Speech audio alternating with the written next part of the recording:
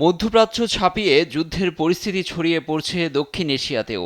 শ্রীলঙ্কার দক্ষিণ উপকূলে মার্কিন টর্পেডোর আঘাতে ধ্বংস হওয়া ইরানি রণতরী IRIS টেনার ধ্বংসাবশেষ খুঁজছে উদ্ধারকারী দল। সময় যত বাড়ছে সমুদ্র থেকে উদ্ধার হচ্ছে একের পর এক মরদেহ।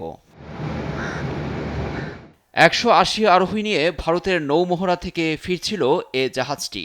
লঙ্কান নৌবাহিনী জানিয়েছে এখন পর্যন্ত অন্তত 100 মরদেহ উদ্ধার করা হয়েছে।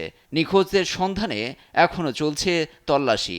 আহতদের গলের ন্যাশনাল হাসপাতালে কড়া পাহারায় চলছে চিকিৎসা।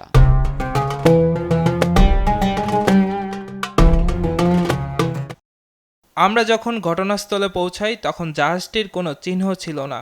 সাগরে শুধু তেলের স্তর আর কিছু লাইফ জ্যাকেট ভাসছিল। এ হামলাকে ঐতিহাসিক ও বড় সাফল্য হিসেবে দেখছে ওয়াশিংটন।